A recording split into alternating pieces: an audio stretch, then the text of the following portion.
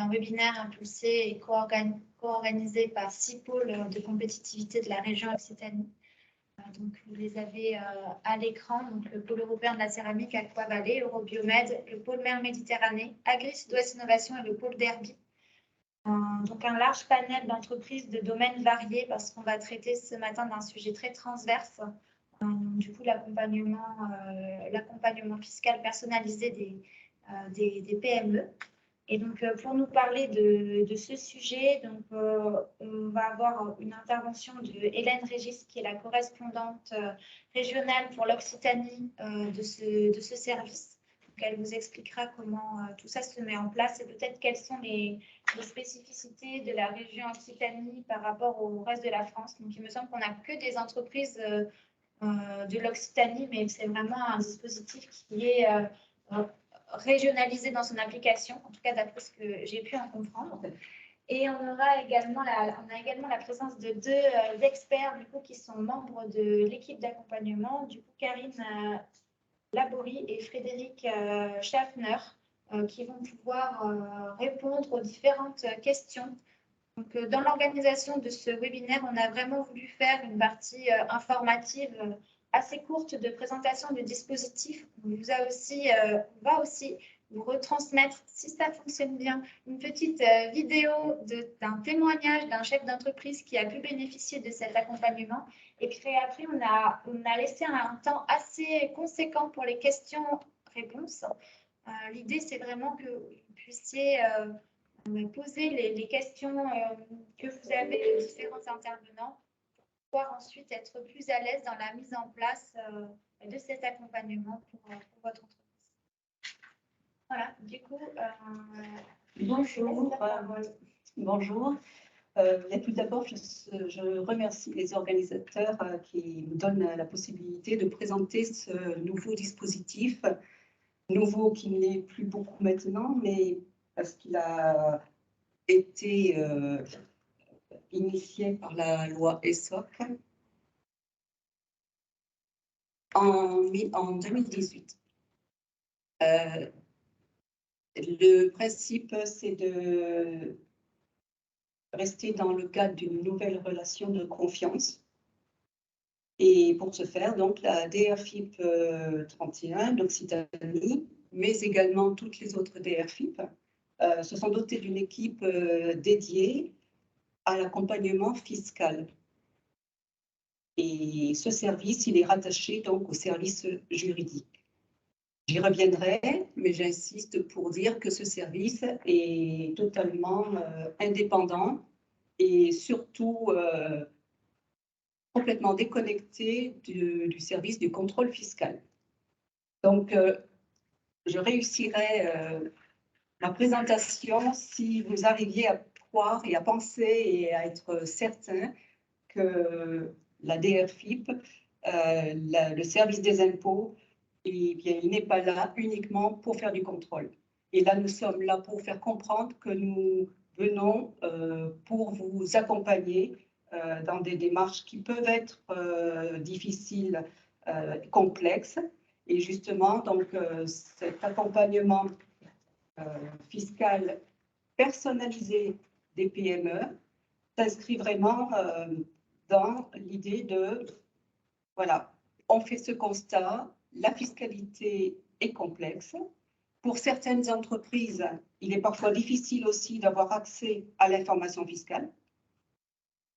Et donc, ce service, donc, il a vraiment un rôle d'information sur la législation de tous les impôts. Et ce service, il se veut être simple et justement pour permettre aux entreprises, pour encourager la compétitivité, pour vraiment ne pas les freiner. Donc, ce service d'accompagnement, il a vraiment pour but de faciliter les démarches des entreprises. Et ce dispositif, non seulement il est simple, mais il est gratuit.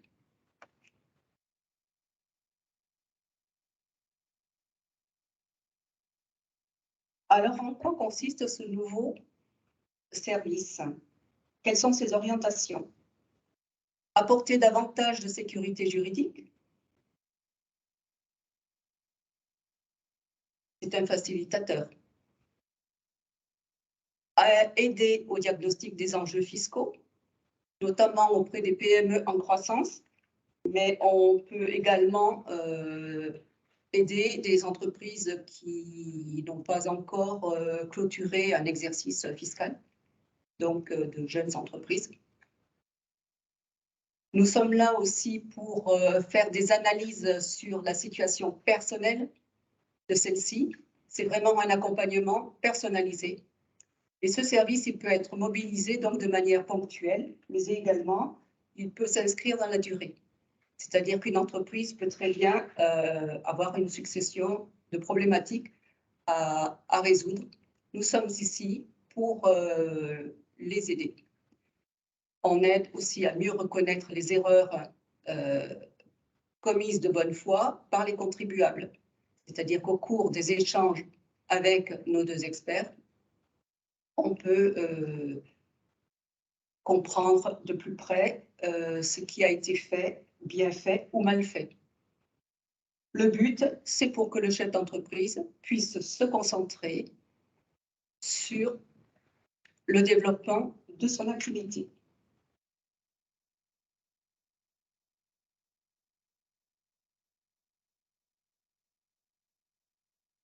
Oh, je suis allée trop loin. Vous êtes revenu en arrière, encore une fois.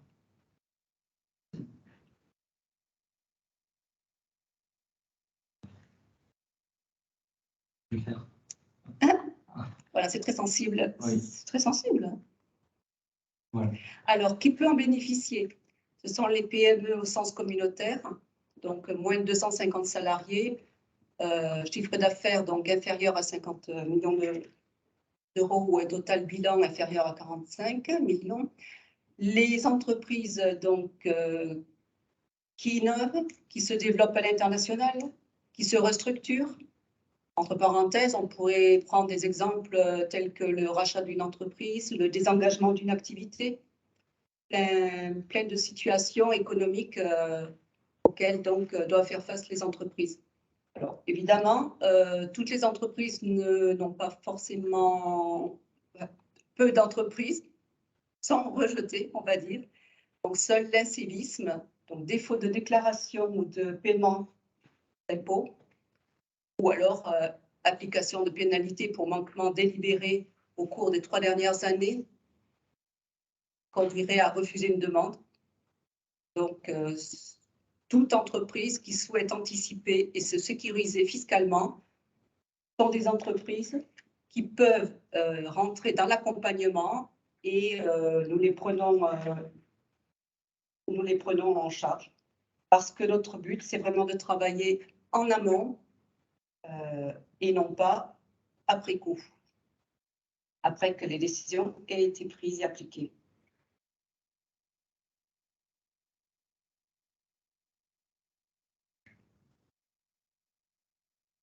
Alors, comment cela se passe? Comment procède-t-on? Donc, il s'agit d'un service à la demande de l'entreprise. Nous procédons tout simplement parce que nous sommes avec des PME. Les entreprises qui dépassent les seuils fixés sont suivies par un service, par le service de la direction par la DGE, et où il est demandé donc de signer une convention de partenariat. Pour nous, c'est très simple. Le dirigeant de l'entreprise, s'il a l'intention d'avoir recours à notre service, un simple mail suffit à considérer donc que nous accompagnons cette entreprise. Donc, c'est vraiment très, très simple. Nos échanges peuvent se faire vraiment à la demande de l'entreprise, eh bien, soit en présentiel et nous visitons les locaux de l'entreprise. On peut également travailler en visioconférence, enfin, tout est possible. Là, ce qui est effectivement très intéressant, c'est que nous sortons du bureau pour rendre visite, donc, et ça aide à tout le monde à mieux se comprendre, mieux se connaître, et ça fait aussi gagner du temps parfois pour comprendre les situations. Donc, nous sommes un service à l'écoute, évidemment. Nous nous adaptons à un calendrier qui est adapté aux échéances économiques donc, et déclaratives de l'entreprise. C'est-à-dire que si l'on veut déposer un rescrit fiscal, on doit respecter donc certains délais et de part et d'autre, l'administration ou l'entreprise, nous faisons en sorte donc justement d'être dans les délais pour pouvoir faire avancer les résolutions de problèmes, les réponses à des rescrits fiscaux. Donc, je disais aussi le service spécialisé. Vous avez la chance, là, aujourd'hui, de pouvoir poser en fin de présentation des questions à deux experts, donc Karine et Frédéric, qui effectivement abordent toute la documentation et tous les thèmes et tous les impôts, et Dieu sait qu'ils sont nombreux. Nous avons également des contacts avec, avec Bercy. Donc, si nous avons des questions qui posent souci ou des questions qui sont très, très novatrices, en fait, hein, eh bien, on peut effectivement avoir contact directement avec Bercy. Et je redis que donc, nous sommes un service dédié, c'est-à-dire que nous sommes autonomes et absolument rien, aucun lien avec le contrôle fiscal.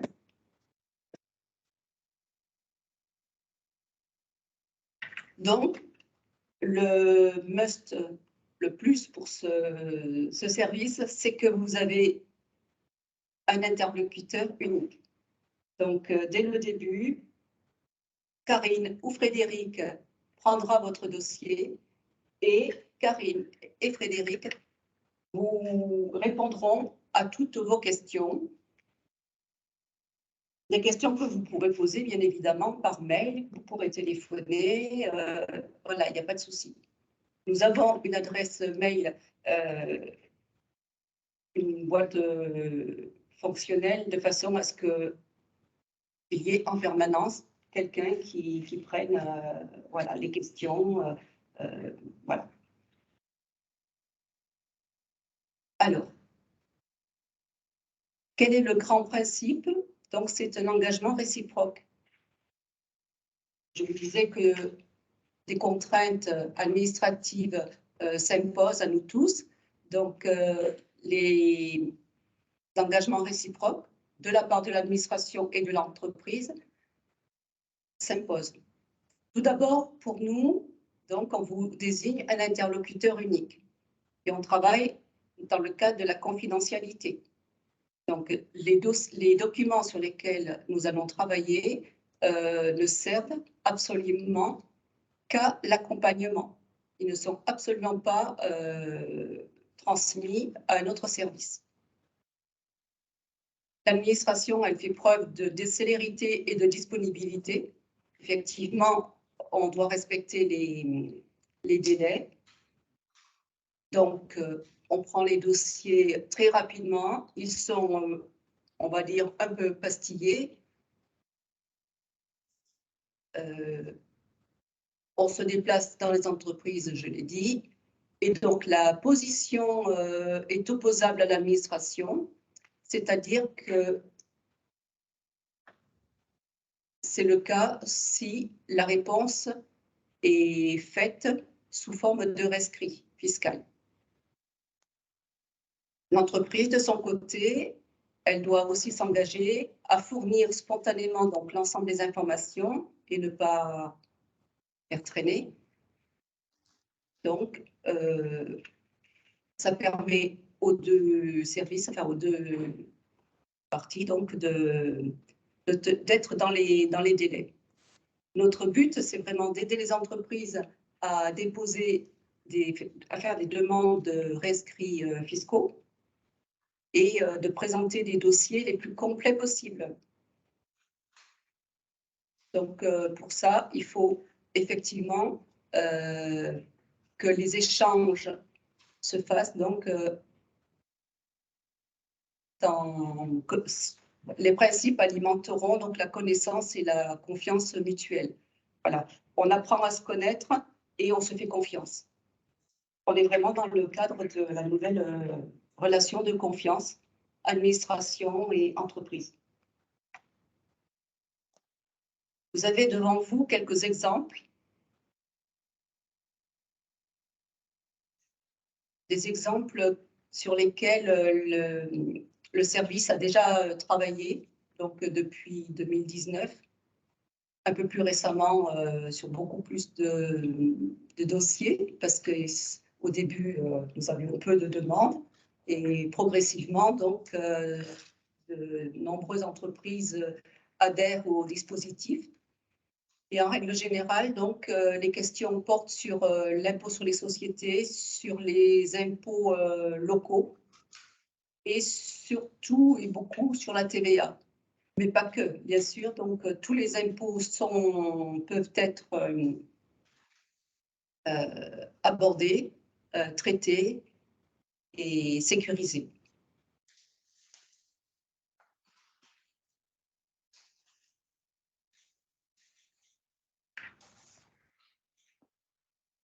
Donc, je vous laisse lire.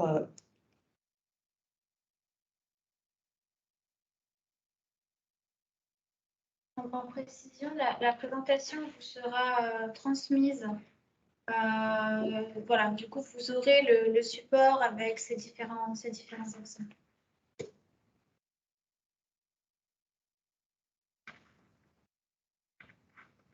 Quelle est la portée donc des avis de l'administration fiscale? C'est un service donc, qui engage l'administration et l'administration prend position par écrit. Donc, les problématiques sont, avec prise de position écrite, ne donneront pas lieu à rappel pour le passé, dès lors que la position de l'entreprise est conforme à la solution retenue par l'administration et dès lors que les faits constatés sont identiques à ceux qui avaient été présentés.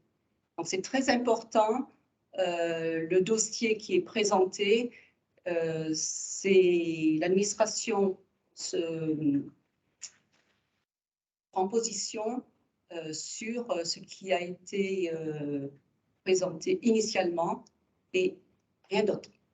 C'est-à-dire que dans le temps, si on évolue, on aura l'occasion peut-être de revenir sur par des questions sur les rescrits fiscaux, mais un dossier doit être vraiment très complet dès le début.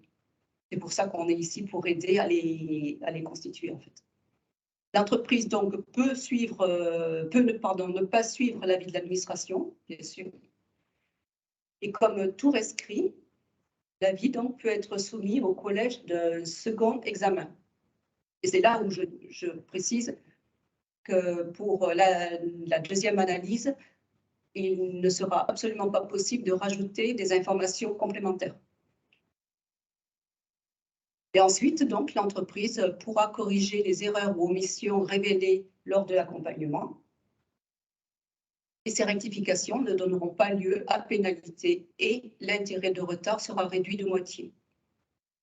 Donc, dites-vous bien que seul le rescrit rendu par l'administration peut donner la certitude d'être en conformité avec la loi fiscale. C'est-à-dire que nous pouvons travailler avec d'autres partenaires,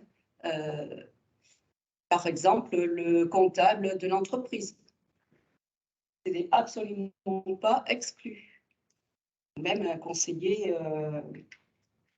fiscal ou un avocat.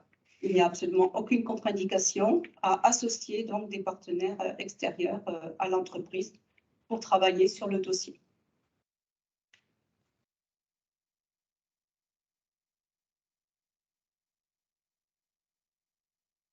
Donc, c'est clairement, c'est un point qui est vraiment très important de savoir que Seul le rescrit rendu par l'administration peut donner la certitude d'être en conformité avec la loi fiscale. Et là, vous voyez que nous ne sommes pas du tout dans le cadre du contrôle fiscal, mais nous sommes dans la sécurité et nous travaillons vraiment en amont des prises de décision. Pour preuve, le contrôle fiscal, lui, il intervient après, c'est-à-dire ultérieurement. Nous, c'est le contraire.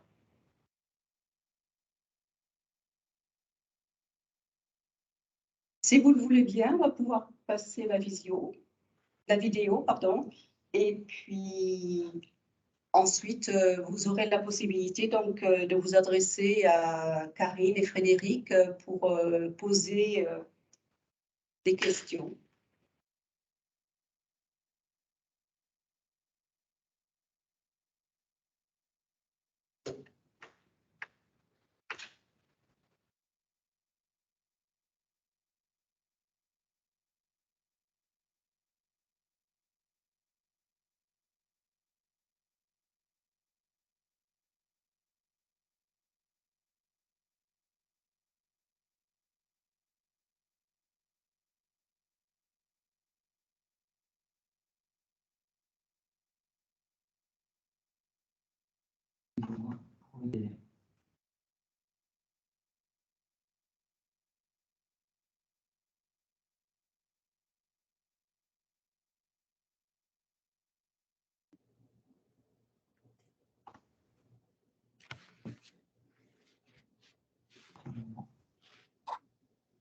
Bon. Voilà.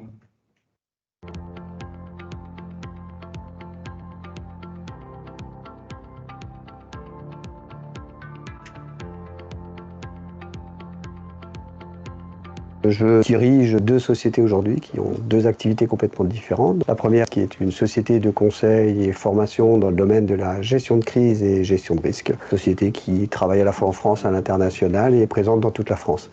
Et à côté de ça, avec mon épouse, nous avons créé une deuxième société qui est une société qui fait de l'animation et de la réalisation d'œuvres en céramique. Donc avec un principe de dépôt-vente et un commerce lié.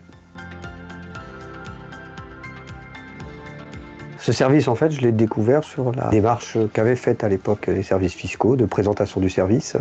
Et j'ai trouvé ça extrêmement intéressant d'entrée. Donc j'ai tout de suite manifesté mon intérêt pour un rendez-vous de présentation et d'explication du service.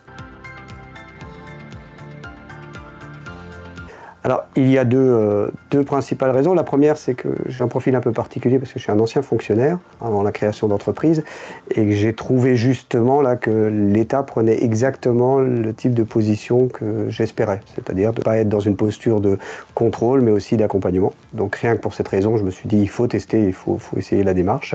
Et puis la deuxième raison, c'est que dans le cadre de mon activité principale, je savais que nous avions des sujets un petit peu complexes qui méritaient parfois un peu questionnement. Alors l'accompagnement fiscal a porté sur deux thématiques dans chacune des deux sociétés. Le premier concernait Atrisc, cette société de conseil. Nous avons travaillé pour un organisme parapublic qui, à un moment donné, collectait des fonds internationaux pour des accompagnements dans d'autres pays et nous étions missionnés pour des missions de conseil, d'expertise. Dans ce cadre-là, se posait une question de est-ce que nous devions facturer avec ou sans TVA. Le risque fiscal était porté entièrement par notre société. J'ai souhaité en fait avoir une précision puisque le risque était non négligeable vu les montants engagés. On parlait d'un peu plus de 100 000 € de prestations. Et ce service-là nous a apporté la réponse en temps et en heure qui nous a permis de nous rassurer et de nous protéger sur la suite. L'autre accompagnement portait donc sur cette société de céramique qui a ouvert juste avant la crise de la Covid un espace dépôt-vente et animation en travaillant avec d'autres créateurs, mais ces autres créateurs étant soumis, étant tous en micro-entreprise, donc non soumis, non collecteurs de TVA, nous avions en fait un espèce de micmac un petit peu compliqué entre qui collectait la TVA, à quel endroit, comment est-ce qu'on redispatchait les choses, et nous avons fait au départ des erreurs de gestion. Et quand nous en sommes rendus compte, on a cherché auprès de ce service comment on pouvait s'en sortir et comment est-ce qu'on pouvait trouver un modèle fiscal qui tienne dans le temps et qui soit pérenne, ce qui a été le cas. Oui, ma vision de la relation à l'administration fiscale a complètement changé. Ou je dirais peut-être différemment. elle m'a conforté dans l'idée de la place que peut avoir le service public auprès des entreprises privées. Il n'y a pas besoin d'opposer, en fait, on n'est pas dans deux mondes qui s'opposent, et que globalement, l'administration fiscale peut être un appui auprès des entreprises si nécessaire. Alors, quand j'évoque ce service autour de moi, la première réaction en toute franchise est la crainte. C'est de dire, mais est-ce que véritablement on peut faire confiance? Est-ce que c'est pas mettre le loup dans la bergerie? Et est-ce que globalement on peut tout dévoiler aux services fiscaux? Alors, quand je suis suffisamment en confiance, j'évoque mon parcours de fonctionnaire en disant, vous pouvez parce qu'il y a une éthique derrière la fonction publique. Je dirais plusieurs avantages. Le premier, c'est une réponse extrêmement professionnelle, engagée, donc en fait, il n'y a pas d'approximation, ce qui est quand même important pour quand on parle de risque. La société traite de la gestion du risque, donc c'est des sujets qui m'interpellent. Donc cette garantie de réponse professionnelle en temps et en heure, donc ça c'est un premier élément. Deuxième avantage, c'est que globalement, c'est quand même un service qui permet de protéger les sociétés par rapport à des situations que nous vivons tous. La réglementation n'est pas toujours évidente, il y a beaucoup de problématiques à intégrer. Et en allant chercher nos réponses de ce type-là, en fait, nous nous protégeons nous-mêmes en tant que dirigeants. À partir du moment où nous agissons dans la réglementation, au moins on peut continuer à avancer et s'occuper de véritablement notre activité de développement. Alors je l'ai déjà fait, à chaque fois des problématiques de ce type-là sont arrivées, j'ai toujours recommandé ce service en disant mais allez chercher cette réponse, c'est la meilleure protection par rapport aux risques que vous pouvez rencontrer. Donc oui, je le recommande.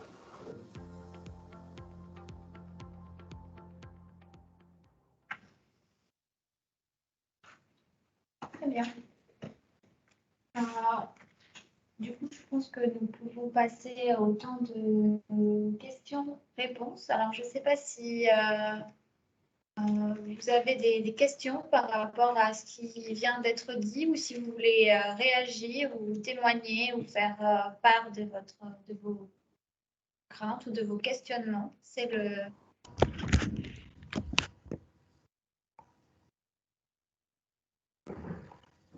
Une petite question. Si on nous entend. Oui, oui, très bien. Il y a quelqu'un qui a parlé en même temps que moi. Je ne sais pas s'il se lance ou si je me lance. Non, non, allez-y, allez-y. Ok, alors moi, un premier élément, j'ai de très bonnes relations avec l'administration fiscale. Je suis éligible au crédit impôt recherche. À chaque fois, mon entreprise en janvier, elle est en difficulté. Et à chaque fois, l'administration fiscale met les bouchées doubles pour que mon dossier soit traité en urgence et me sauve. Ça fait 2 ans ou 3 ans de suite que je suis sauvé par l'administration fiscale à 1 mois près ou 2 mois près. Donc déjà, c'est un premier élément. Pour moi, les impôts, c'est plus des alliés qu'autre chose. Dans le cas présent, au niveau de l'accompagnement, ça me paraît très intéressant. J'ai une question, qu'est-ce qui se passe si vous découvrez ou si vous décelez quelque chose d'illégal dans l'entreprise? Je ne sais pas moi, de l'abus de biens sociaux via les restaurants ou enfin je ne sais pas le genre de fraude qui peuvent se passer. Je vous dis celle-là parce que je ne le savais pas, mais un jour, mon expert comptable m'a dit que si je faisais tel ou restaurant avec telle personne, c'était de l'abus de bien social. Alors, je ne savais absolument pas. Du coup, j'ai arrêté. Mais si vous découvrez quelque chose d'illégal dans l'entreprise, qu'est-ce que vous faites? Comment ça se passe? Quelles sont mes obligations à moi derrière? En fait, on n'est absolument pas dans ce cadre de figure-là. On n'est pas en vérification de comptabilité. La société nous présente ce qu'elle veut bien nous présenter. Elle nous présente une situation de fait auquel elle est confrontée. Si jamais, effectivement, il y a une erreur d'interprétation de la loi fiscale, on va l'orienter et le régulariser. J'ai pas bien entendu. Vous allez... On va lui proposer de régulariser cette situation. D'accord. Déclaration rectificative ou ce genre de choses. Le but du service, on n'est absolument pas un pourvoyeur d'affaires et d'informations pour les services de contrôle. L'administration fiscale dispose de moyens d'investigation pour prospecter des entreprises qui pourraient être en opposition avec la loi fiscale, mais ce n'est absolument pas le but de l'accompagnement fiscal personnalisé des entreprises. On n'est absolument pas pourvoyeur d'affaires pour le contrôle fiscal.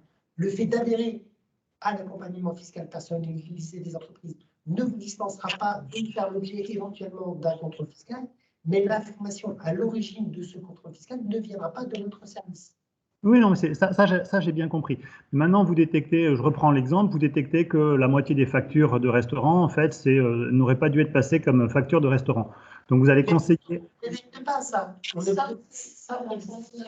si vous posez la question, effectivement. Mais c'est qu'on n'est pas, la société ne nous présente pas sa comptabilité. D'accord. Nous ne présente pas ses factures de justificatif. On n'est pas dans le cadre, carrément, on est des vérificateurs. Et effectivement, lorsqu'on investit une entreprise, on vérifie ce genre de facture-là. Encore que pour remettre en cause des factures de restaurant ou ce genre de choses, il faut vraiment exagérer.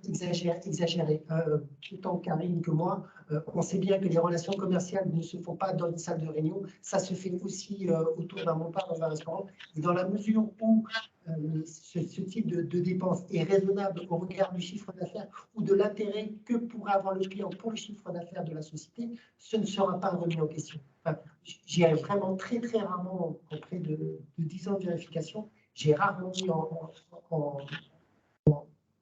de contester des frais de restaurant parce qu'il faut aussi mettre de l'huile dans le système. Ça, il n'y a pas de.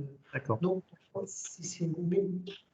En fait, moi, pour préciser ce que vient de dire Frédéric et pour rebondir sur votre question, en fait, nous, on ne va regarder que ce sur quoi vous nous interrogez.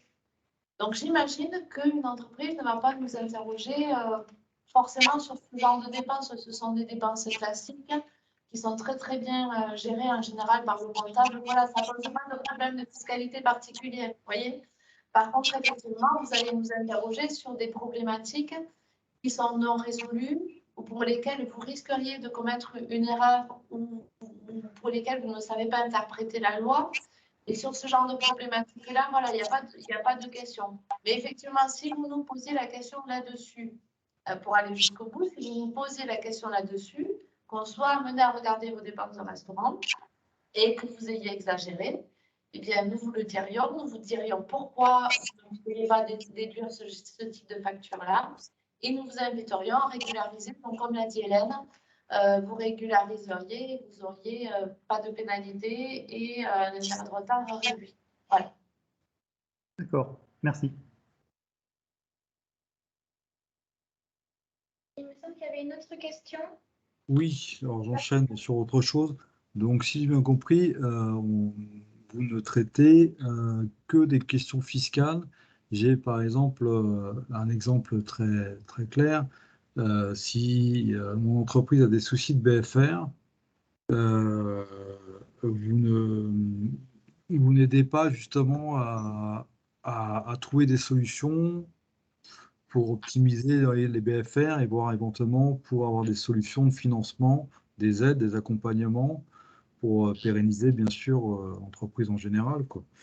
Et au niveau des analyses de rentabilité de l'entreprise, est-ce que ça vous accompagnez dans ces domaines-là ou est-ce qu'on reste vraiment sur sur des questions fiscales de type TVA, etc., quoi?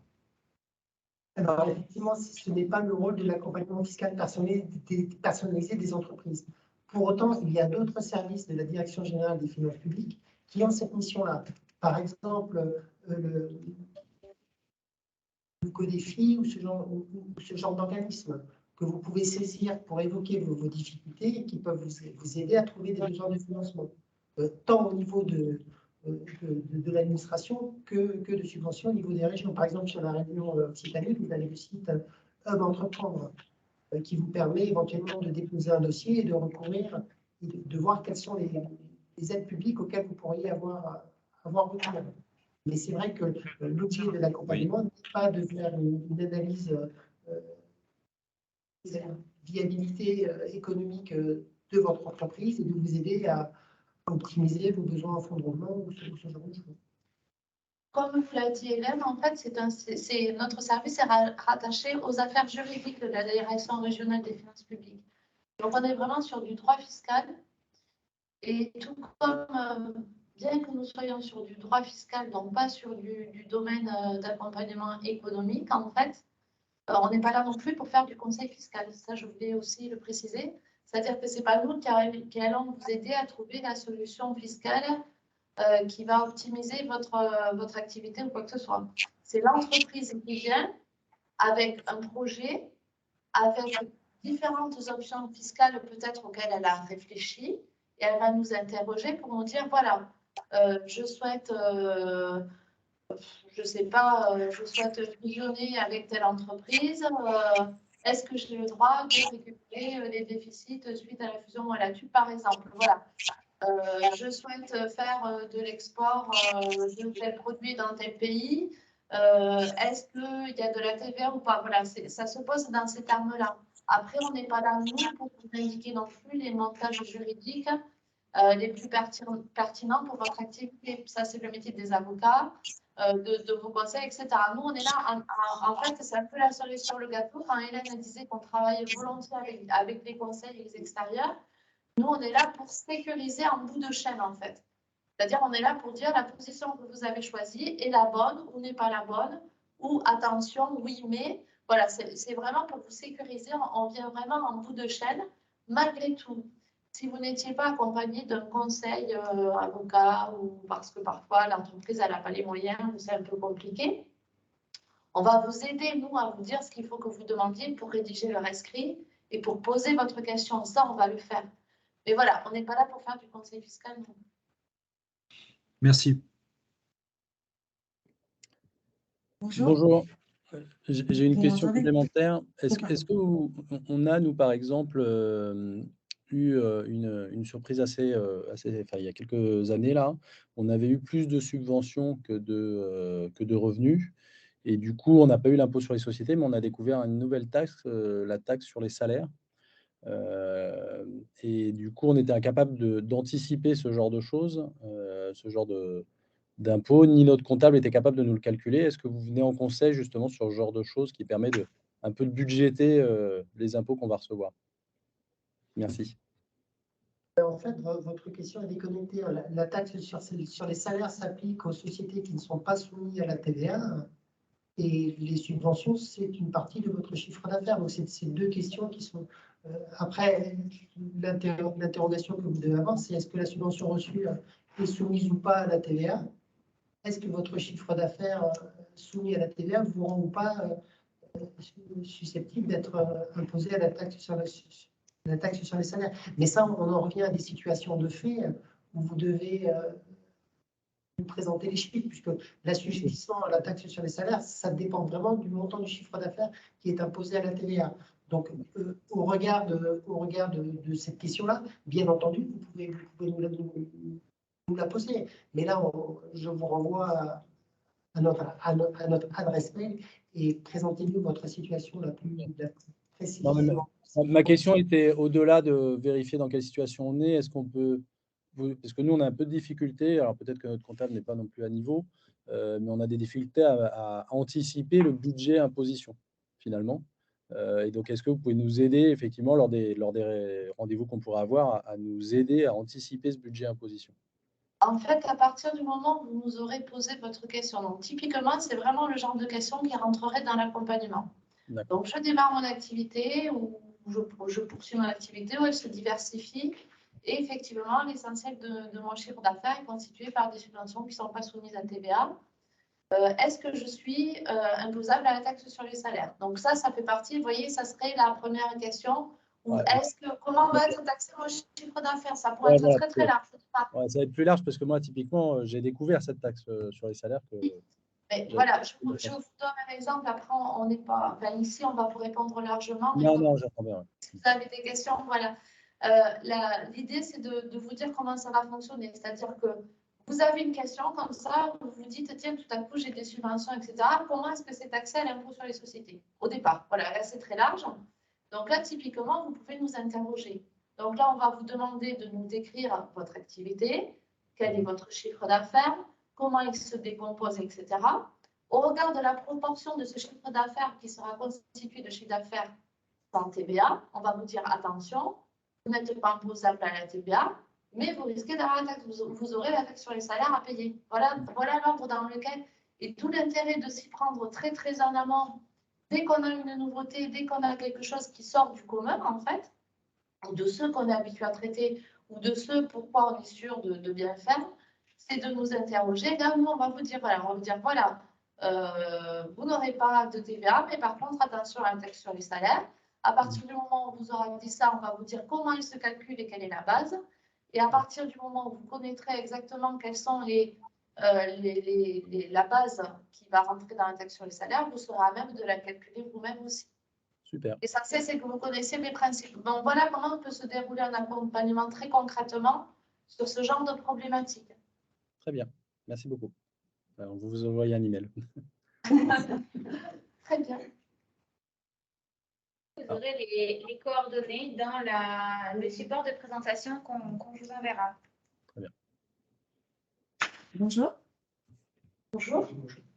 Vous m'entendez? Oui. Oui, oui, très bien. Alors, moi, j'ai une question en fait un peu plus globale. Enfin, nous sommes une société qui bénéficie du crédit impôt recherche.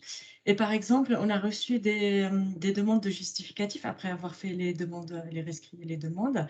Est-ce que, par exemple, vous nous aidez à trouver les bons justificatifs et les bons documents qu'il faut envoyer à l'administration fiscale après pour justifier voilà, de nos dépenses et tout ça? Quels sont les bons documents à envoyer et comment les organiser, on va dire? Alors, en fait, dans ce cas-là, vous posez la question à l'envers. C'est-à-dire que pour déterminer votre crédit impôt recherche, vous avez dû souscrire une déclaration 2069 avec un certain nombre de montants. Et ces montants, ils ne sortent pas du chapeau. Ces montants viennent directement de votre comptabilité. Puisque vous avez d'une part le montant des amortissements des matériels qui servent à la recherche et une fraction de la rémunération. Et ça, votre comptable, vous avez dû le déterminer à partir de quelque chose. Et en fait, ce que va vous demander l'administration, c'est exactement ces documents-là. Donc en fait, pour établir le document 2069 et pour calculer votre propre crédit impôt recherche, vous avez dû vous-même réunir ces justificatifs-là. Et l'administration ne fait que vous demander de lui préciser ces justificatifs-là, puisque votre déclaration de 2069, c'est juste un tableau avec des chiffres dedans.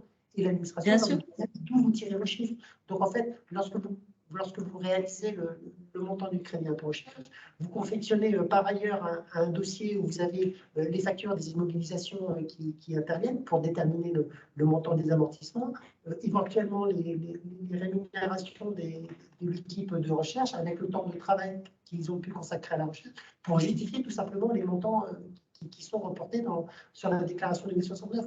Donc l'administration vous aider à établir un document que vous avez déjà établi par vous-même.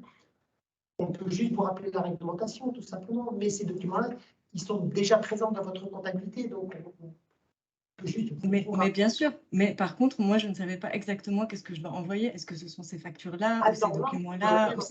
C'est vraiment, enfin, quel document envoyer, en fait, en gros. Et bon, je l'ai fait avec l'aide d'un cabinet externe.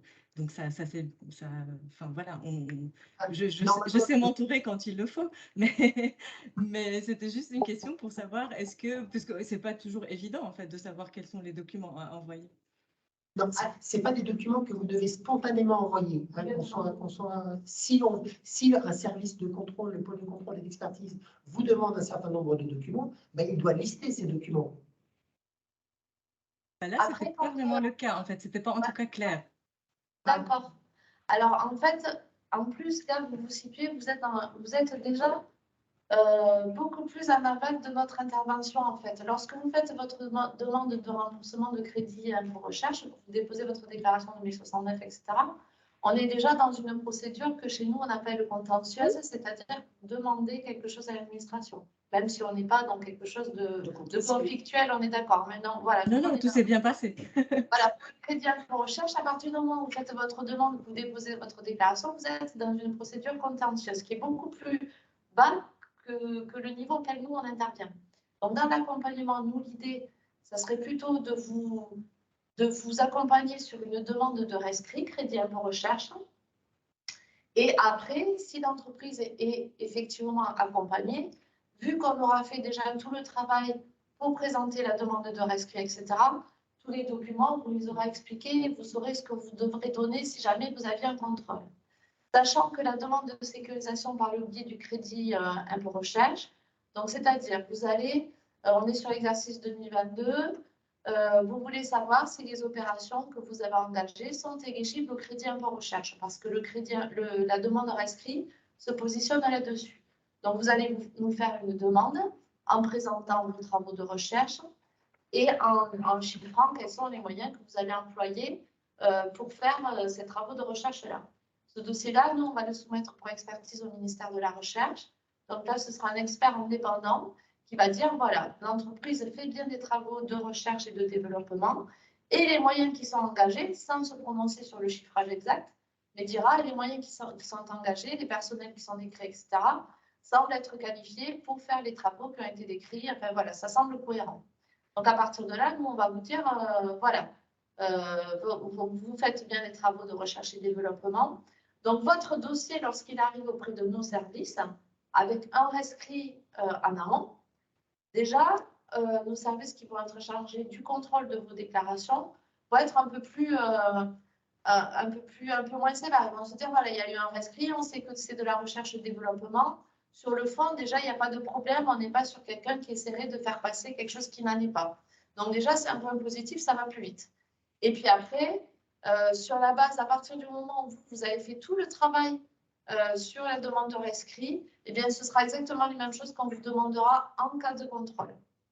Voilà. Et lorsqu'il y a un contrôle sur pièce qui est fait sur le crédit impôt recherche que vous demandez, normalement, on a tout un petit package quand même de documents qu'on est censé vous demander qui sont les mêmes pour tout le monde. Donc, voilà, le détail des salariés, les projets sur lesquels ils ont travaillé, etc.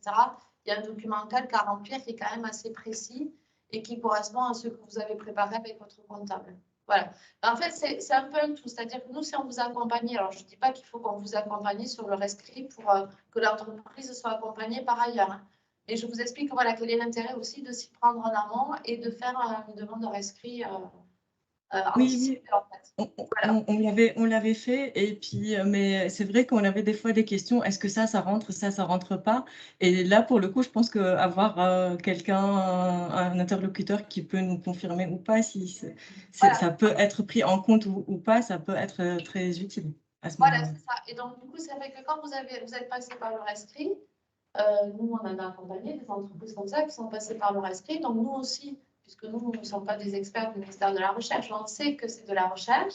Et donc là, par contre, on va avec vous examiner au cas par cas quelles dépenses pourraient rentrer dans la base ou pas. Ça, oui. D'accord. Voilà. Bah, merci. Avec plaisir. Du coup, peut-être pour compléter, est-ce que du coup, ces questions sur les crédits d'impôt recherche de l'ordre des dépenses, est-ce que vous les traitez indépendamment du rescrit sur l'éligibilité de la recherche ou une quelconque demande sur un crédit d'impôt recherche passe nécessairement par un rescrit pour d'abord valider que c'est bien de la recherche au sens de la loi et ensuite seulement vous traitez les questions de dépenses ou... En fait, oui, la demande de rescrit, elle est pour valider la qualité de recherche et développement des travaux qui sont décrits. Et après, pour l'entreprise accompagnée, puisque ce ne sera pas le cas d'une entreprise qui n'est pas accompagnée, hein, mais pour l'entreprise accompagnée, si effectivement, à partir du moment où on a travaillé ensemble sur le rescrit en amont et qu'elle a besoin de précision, moi j'en ai une que je reçois tous les ans et qui complète parce que son projet avance, parce qu'il y a des choses qui évoluent, etc. Et elle s'achemine vers la fin de ses travaux de R&D, justement, et elle va partir sur son prototype, etc. Et donc là, elle me dit, voilà, est-ce que je suis encore dans la R&D? Est-ce que ça rentre? Est-ce que ça rentre pas, etc. Et effectivement, on l'affine au fil de l'eau et au fil des années, et au moment où on avance dans le temps et dans le projet. Sans nécessairement refaire un rescrit chaque année. Voilà, le rescrit est fait pour vraiment vous qualifier la nature de la R&D ou pas. Ce qu'il faut bien voir aussi, c'est qu'on a toujours tendance à penser que le rescrit, c'est une entreprise qui est chronophage et compliquée dans un premier temps. Mais en fait, lorsque l'entreprise se lance dans la rédaction de son rescrit, elle est en plein dans son activité de développement. Donc, le dossier qu'on lui demande, elle baigne dedans et les informations qu'elle doit collecter, elle les connaît, ne serait-ce que pour mener sa propre recherche. On lui demande un état de l'art, on lui demande comment elle envisage de faire ses travaux. Donc, en fait, elle est dedans. Et en fait, c'est une démarche scientifique. Une entreprise qui ne se livre pas à cette démarche-là ne fait pas une recherche de qualité. Et en fait, ce n'est pas, on ne lui demande pas quelque chose en plus, on lui demande juste dans un document de synthétiser le travail qu'elle se livre en temps réel, en fait. Et si 3 à 4 années plus tard, on lui demande, au cours d'une vérification, on lui demande de vérifier, de contrôler, de justifier le CIR qu'elle a pu demander 3-4 ans après, elle va être complètement dépourvue, puisque son équipe, pourra être engagée dans d'autres recherches. Les personnels qui ont travaillé sur ces projets-là ont pu partir. Pour certaines sociétés, c'est de la démesure de justifier un crédit impôt recherche. J'ai visité l'an dernier, c'était une grande société, c'était pas une PME, mais le dirigeant nous disait, moi, la vérification du crédit impôt recherche, là, ça m'a déjà coûté 180 000 €. Rien que pour collecter les informations pour justifier le CIR. Donc le crédit impôt recherche, effectivement, le rescrit, ça peut être considéré comme chronophage, mais en fait, vous vous sécurisez pour l'avenir. Alors, vous n'êtes pas obligé d'aller jusqu'au dépôt du rescrit, mais constituer au fur et à mesure des travaux de recherche de la société un dossier qui s'apparente au rescrit, c'est déjà vous sécuriser pour l'avenir. Si un jour l'administration vous demande de le justifier, ben le dossier il est prêt, vous le sortez, vous le préservez. Évidemment, dès que les montants vont commencer à être plus ou moins importants, le risque, entre guillemets, de contrôle est évident.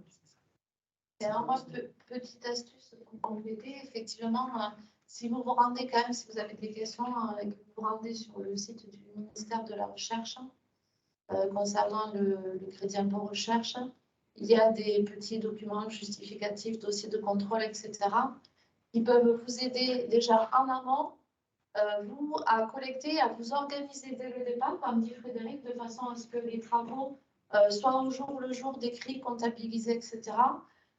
Si vous avez en ligne de mire ce que vous devrez produire, eh bien, ça vous aidera aussi, ça vous facilitera à collecter les informations au fil de l'eau, à constituer votre dossier au fil de l'eau, de façon à ce qu'après, vous n'ayez pas justement de collecte a posteriori à faire qui est chronophage et qui coûte aussi et surtout très cher.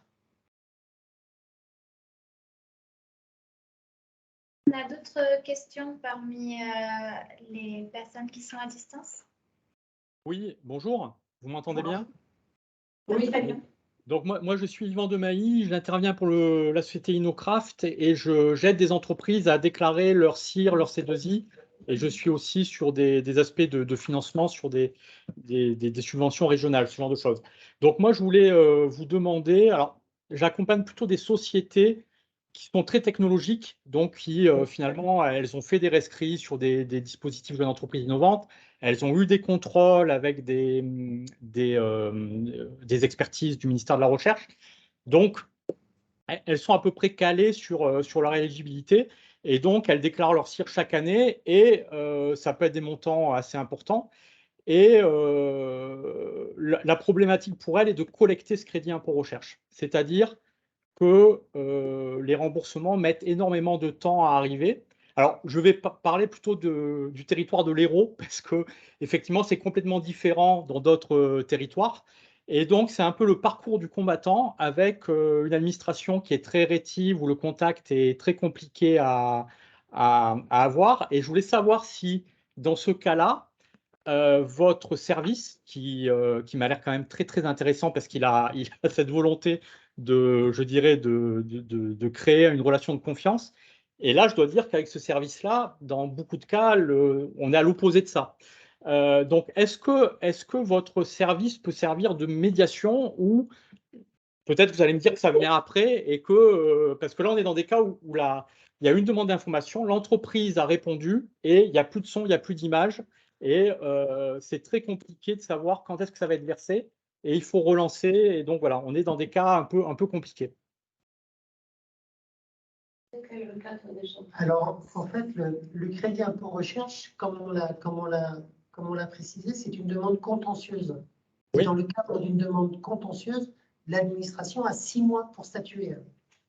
Et en fait, le remboursement du crédit impôt recherche passe par le service des impôts des entreprises, à la tête duquel il y a un comptable. Et le comptable est maître de sa boutique, c'est lui qui gère son calendrier. Donc, vous dire, on va décrocher le téléphone, appeler le comptable des impôts du SIE de Montpellier Sud-Est pour lui dire, écoute, mon coco, telle société-là, elle a déposé depuis 6 mois, depuis 3 ou 4 mois, son crédit impôt recherche, où est-ce qu'il en est? Malheureusement, ça, on ne pourra pas vous garantir. D'accord. Ça, on ne pourra pas le faire. On pourra éventuellement interroger l'agent en charge du dossier pour voir quels sont les points qui coincent. Parce que parfois, les sociétés disent « mais moi, j'ai tout donné ». Et en fait, lorsqu'on appelle l'agent instructeur, on lui dit « oui, mais tel courrier, j'ai toujours pas de réponse ». Donc vous voyez, moi, j'entends bien ce que vous dites, mais parfois, la balle est dans les deux sens. La société pense avoir totalement répondu à l'administration et en fait, il manque un petit point. Et l'ensemble des dossiers, il n'y en a pas qu'un seul dossier au niveau du service des impôts des entreprises ou du pôle de contrôle d'expertise. Les dossiers qui sont incomplets repassent sous la pile. Donc, on peut éventuellement interroger le pourquoi du comment en mettant toute la diplomatie qu'il faut auprès du service instructeur pour savoir pourquoi votre demande traîne. Et ça, mais tant que votre demande a moins de 6 mois, l'administration n'est pas en faute. Donc, il faut bien comprendre ça. Alors ça, vous pouvez faire le recours au tribunal administratif. oui, non, mais j'entends tout à fait. Et si vous voulez, ce qui est un peu déplaisant, c'est que l'entreprise, elle a jusqu'à 6 mois, l'administration a jusqu'à 6 mois, mais là, dans cette façon de faire, c'est plutôt 6 mois que 3 mois ou 2 mois. Et donc, on a des dossiers qui vont être déclarés en avril ou mai. Donc, ça veut dire des remboursements en octobre-novembre. Et puis aussi, moi, j'entends tout à fait sur les demandes de pièces, l'entreprise peut oublier de remettre un document. L'administration peut oublier de demander un document, donc il peut y avoir des erreurs dans les deux sens. Mais voilà, il y a des situations où finalement les impôts, je vais plutôt cibler cette administration-là, excusez-moi, qui va refuser des éléments, des dépenses, alors qu'elle n'a pas demandé des pièces. Et donc l'entreprise, et demander à l'entreprise d'aller au tribunal. Ce que va faire l'entreprise, c'est soit aller au tribunal, soit refaire une demande et on repart sur un cycle de 6 mois. Donc voilà, c'est des choses où en fait il y a vraiment un manque de communication qui s'avère un peu compliqué dans le traitement de ces dossiers. Et moi, par ma position où j'ai des dossiers, où j'accompagne des entreprises aussi bien en Haute-Garonne que dans d'autres endroits de la région, je vois un traitement des dossiers très très différencié qui est très compliqué. Je trouve dommage qu'une entreprise, selon l'endroit où elle est localisée, peut être traitée un peu différemment dans ses demandes dans ses déclarations, dans ses demandes de remboursement de crédit impôt recherche ou de C2I. Un exemple aussi, prouver qu'on est une PME au sens communautaire. C'est très très compliqué selon les endroits. Voilà. Il y a des endroits où il semblerait que l'administration a toutes les informations, elle reconnaît très facilement que l'entreprise est PME au sens communautaire. Dans d'autres endroits, il faut des attestations de l'expert comptable, voilà, rien que des éléments comme ça peut être le parcours du combattant. Alors moi, je vais rebondir aussi par rapport à ce qu'a dit Frédéric et par rapport à ce que vous dites. Donc sur les délais qui sont des délais d'instruction qui sont assez classiques en foi, sur le fait qu'il y en a une quantité assez importante et que les agents qui sont affectés au contrôle du crédit impôt recherche, ça prend malgré tout beaucoup de temps, il faut malgré tout en tenir compte. Et que lorsqu'il y a un contrôle sur pièce qui est fait, effectivement, il y a des choses qu'on voit du bureau et pour lesquelles on n'a pas forcément besoin de demander des justificatifs. Et le fait d'avoir obtenu un inscrit, donc ça rejoint ce qu'on disait tout à l'heure, crédit impôt recherche, jeune entreprise innovante qui va valider le fond de la recherche, donne pas un blanc-seing pour mettre, on va dire, tout et n'importe quoi dans une demande de déclaration crédit impôt recherche. Donc malgré tout, c'est vrai que ça donne un pastillage plus positif pour l'instruction du dossier parce qu'on est déjà sûr que sur le fond, on est sur quelque chose qui est sécurisé. En revanche, on garde quand même notre œil critique sur la base. Et lorsque vous avez, parce qu'on a pu le voir, par exemple, parfois du bureau, vous regardez, vous avez une facture, voilà, on va passer dans la base de la sous-traitance et que nous, on se rend compte que le sous-traitant qui est passé, il n'est pas agréé, on n'a pas besoin de demander de justifier à l'entreprise pour rejeter la dépense parce qu'effectivement, voilà, ça ne pouvait pas être retenu. Ou lorsque, je ne sais pas, il y a un salarié pour lequel on va avoir, je ne sais pas, ça va être la femme de ménage. C'est des exemples très bêtes que je vous dis, mais voilà, c'est la femme de ménage qui est passée dans la base, on se rend compte qu'elle est passée dans la base, la femme de ménage et le jardinier sont passés dans la base du crédit impôt recherche. Ça du bureau, effectivement, on va le rejeter sans avoir besoin de demander des justificatifs. Mais ceci dit, le dossier peut-être effectivement, on l'aura mis de côté parce qu'on va se dire, enfin les collègues vont se dire, tiens, ça c'est suspect, je le garde de côté, je le mets pour le contrôle. Vous voyez ce que je veux vous dire? Donc il y a 10 000 situations qui vont faire que peut-être ça va prendre du retard. Mais une entreprise, et alors ce que je voulais vous dire aussi, c'est qu'on ne saisit pas le service d'accompagnement au moment où on est en contentieux. C'est-à-dire que nous, soit l'entreprise a été accompagnée dès le départ, on a fait avec elle le rescrit, etc. Et si au bout d'un moment, effectivement, au moment du remboursement, ça coince, on va être là. En revanche, une entreprise qui est en contentieux et qui nous dit, bon voilà, je vous saisis service d'accompagnement parce que je ne suis pas assez vite remboursée, on va lui dire, on n'est pas là pour ça. Voilà. Parce que l'idée, c'est que nous, on est facilité, et avec vous, parce qu'on en a d'autres sociétés comme la vôtre qui aident à la rédaction des critères de recherche, etc. Et on peut avoir ensemble déjà déblayer le terrain de qu'est-ce qui rentre, qu'est-ce qui ne rentre pas, on est sûr, on n'est pas sûr, on a fait valider, on n'a pas fait valider, etc. Et ça simplifie beaucoup les choses après. En fait. Voilà. L'idée, c'est de plus on fait tôt, plus on sécurise tôt, plus on a travaillé en amont, et moins on a de surprises après. Alors, j'entends tout à fait ce que vous dites, mais finalement, ce que je remonte là comme information ou comme questionnement, l'entreprise, grosso modo, dont je parle, elle sait qu'elle va le percevoir. Elle n'a pas trop de questions sur, parce qu'on est sur des entreprises très technologiques. D'ailleurs, la plupart sont affiliés à des pôles de compétitivité.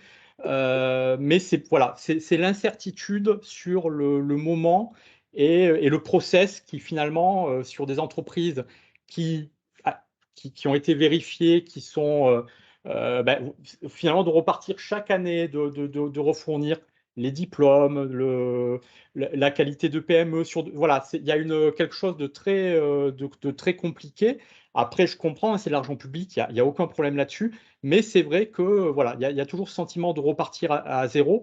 Et ce manque de visibilité sur le versement qui finalement, ça peut être jusqu'à 6 mois, mais en fait, grosso modo, pour beaucoup de sociétés, ça va être 6 mois, alors qu'on pourrait se dire que des sociétés qui sont connues, qui ont déjà été vérifiées, le traitement pourrait être un peu plus rapide et se faire un peu moins dans la douleur. Mais voilà, c'est un constat. Après, j'entends la position de votre service.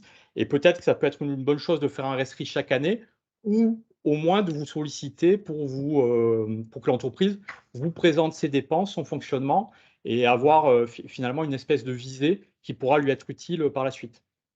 Oui, parce qu'en plus, le rescrit sur le CER, il n'est pas obligé d'être fait tous les ans. Il peut être fait si on a une vision sur les projets sur plusieurs années, sur la nature même de la R&D, si la vision est assez précise et peut être décrite suffisamment précisément par l'entreprise, eh bien, le rescrit peut être aussi s'étendre sur 2 exercices, par exemple.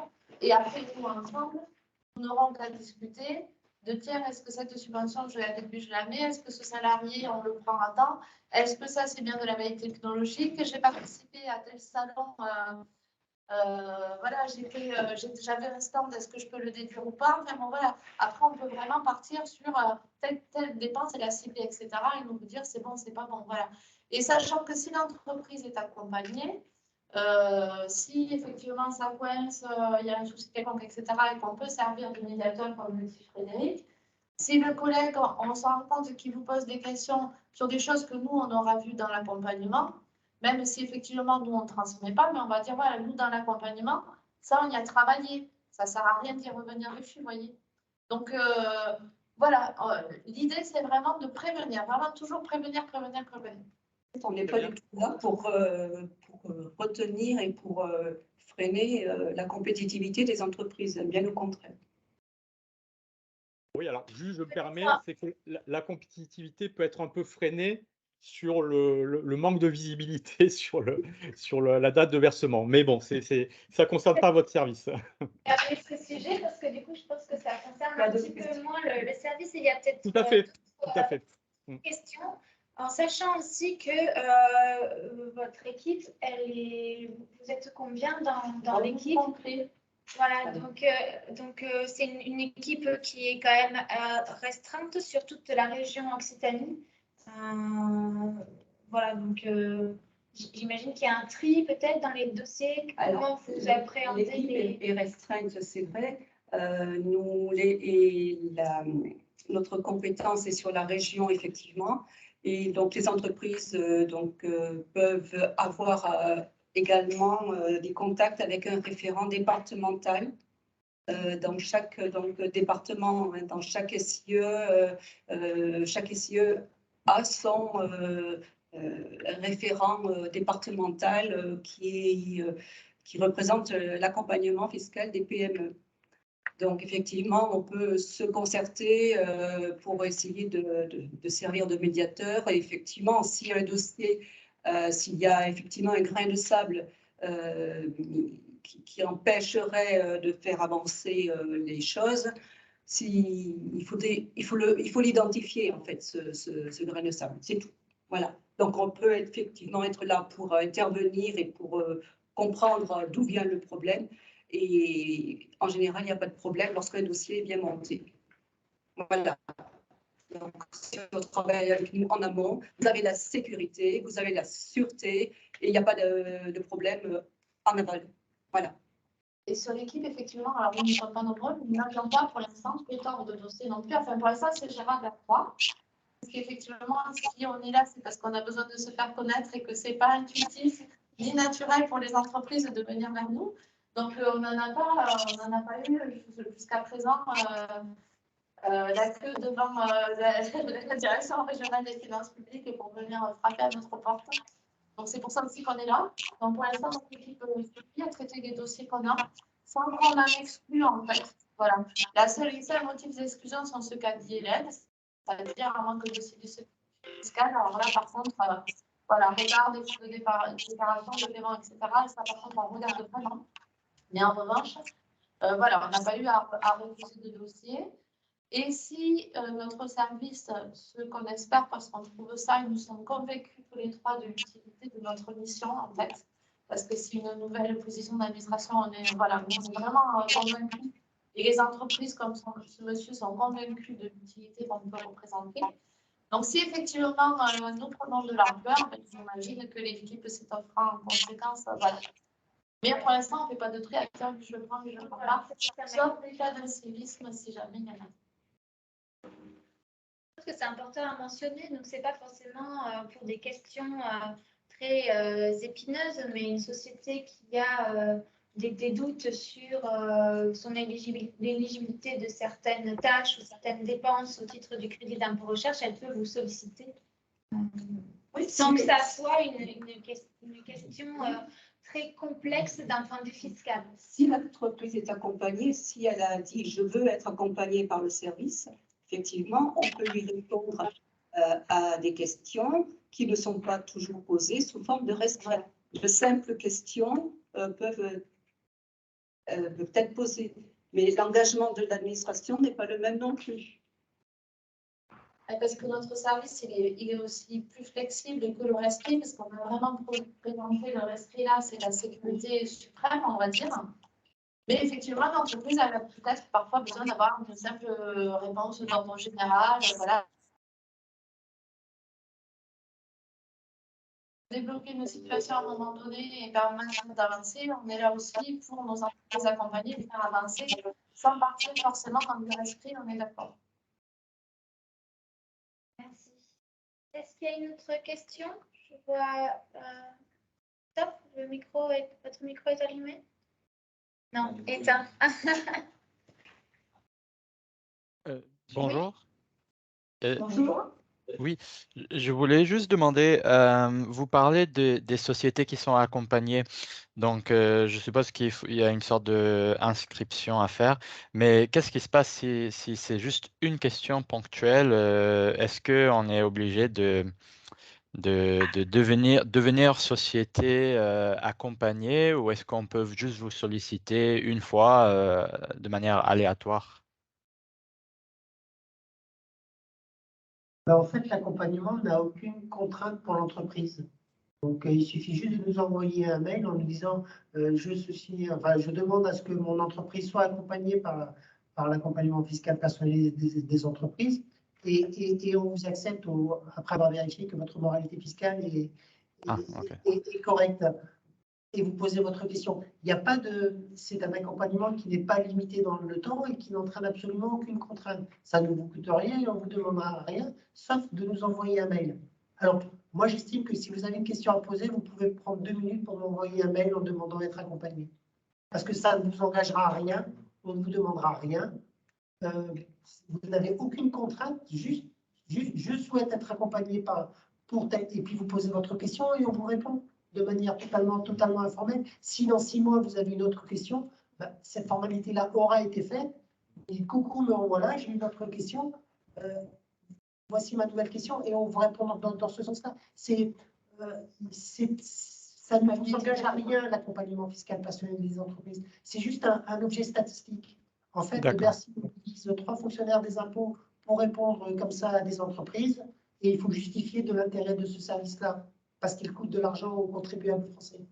Donc, si on arrive à dire ce service-là répond à, on a X centaines de sociétés qui nous ont posé des questions, ce service a un réel intérêt, il sera pérenne dans le temps. Si on se rend compte qu'on mobilise 3 fonctionnaires pour donner des conseils au lieu d'aller faire du contrôle sur place, eh ben, on va nous retirer de ce service-là et on nous réaffectera une mission de contrôle, tout simplement.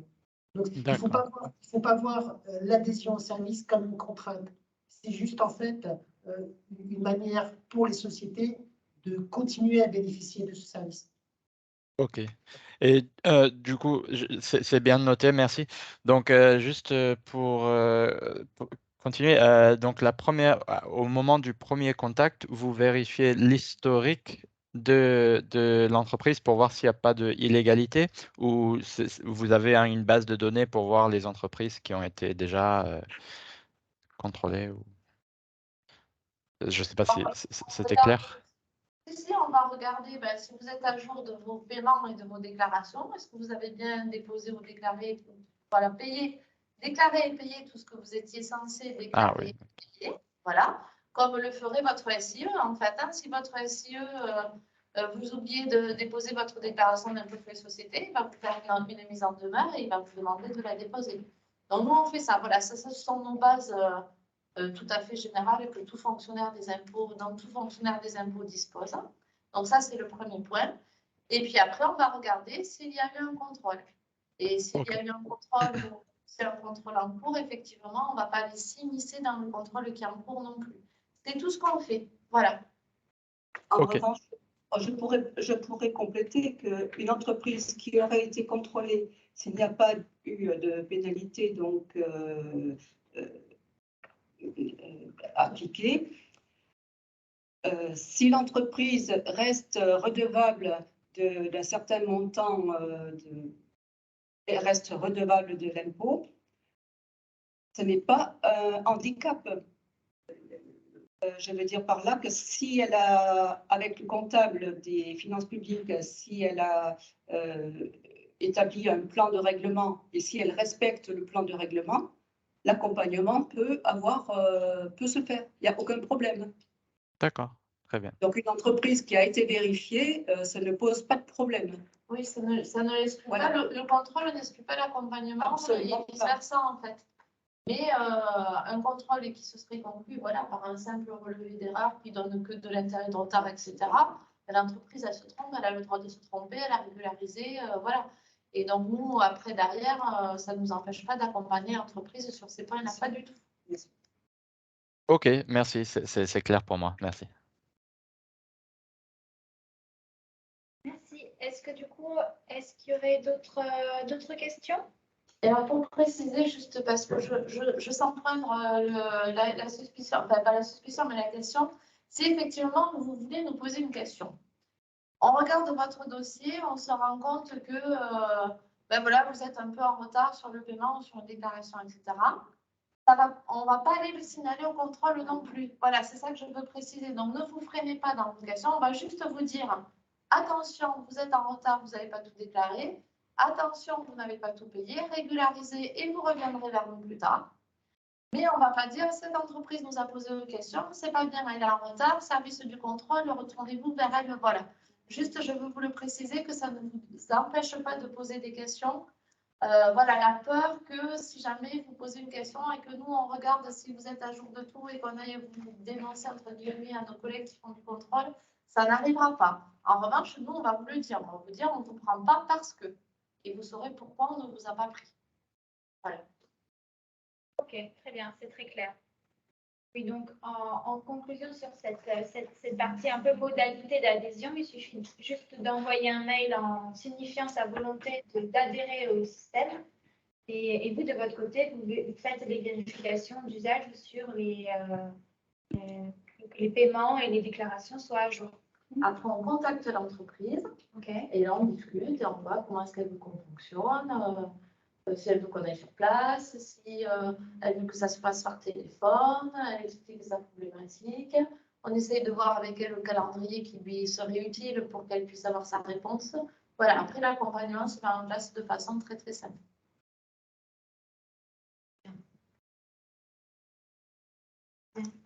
Est-ce qu'il y a d'autres questions, peut-être? On a beaucoup parlé du crédit d'impôt recherche. Est-ce que du coup, il y aurait peut-être des questions sur les enjeux de TVA qui sont aussi un gros bloc de questions d'après le tableau que vous nous avez montré tout à l'heure?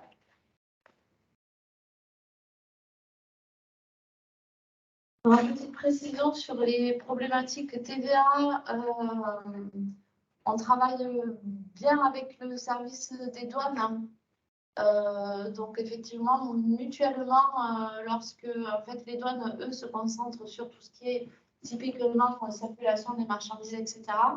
Donc, lorsqu'il y a une question, si une entreprise est accompagnée, il y a une question qui revêt un aspect TVA proprement dit, prestation de services, etc., on va le gérer. Mais si on se rend compte qu'il y a une problématique, par exemple, sur les marchandises, on se rapprochera de nos collègues de la cellule PAE, qui est un peu l'équivalent de la nôtre aux douanes, et qui réglera ces problèmes-là.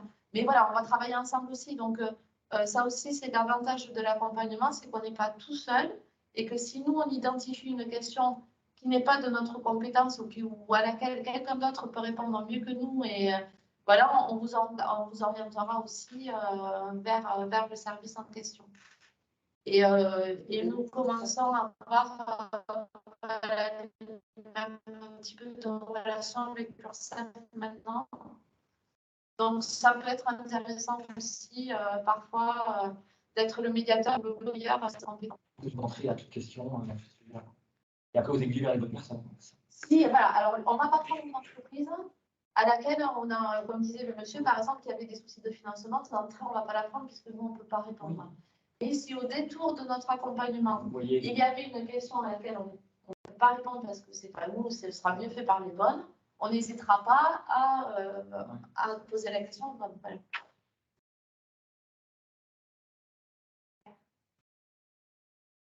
Pas de questions? Il y a des choses que vous voulez ajouter ou préciser? Je pense qu'on a fait le tour d'un certain nombre de sujets de questions.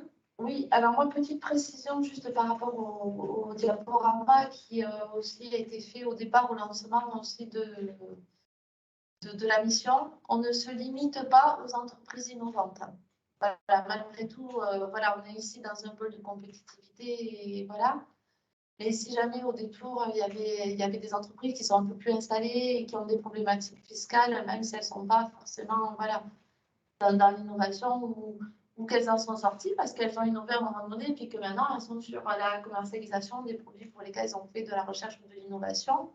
On est quand même voilà, le bon service pour un accompagnement fiscal quel qu'il soit. Voilà. C'est juste pour préciser, pas se sentir exclu si on ne se sent pas particulièrement innovant. D'accord, ok, c'est très clair.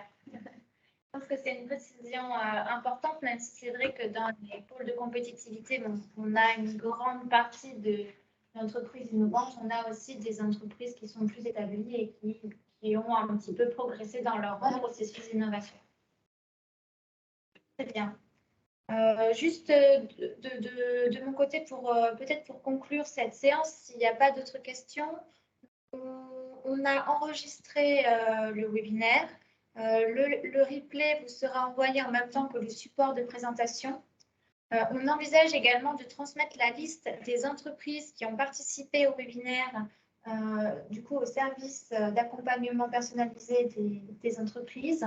Si jamais vous vous opposez à ce que le nom de votre entreprise soit diffusé, vous pouvez revenir vers nous, enfin, vers moi, vers le pôle Derby ou vers vos référents au sein de vos pôles respectifs pour qu'on retire le nom de votre société. Donc, on ne parle pas de contact, hein, mais bien de nom de société et de numéro SIRET. Très bien. Donc, je pense qu'on va pouvoir conclure ce webinaire. Donc, on vous remercie pour cette intervention, pour la réponse aux différentes questions, et on vous remercie tous aussi pour votre participation et pour les différentes questions qui ont permis d'éclaircir un certain nombre de points. Très bien. Merci beaucoup. Merci. Merci beaucoup. Bonne journée. Merci. Au revoir.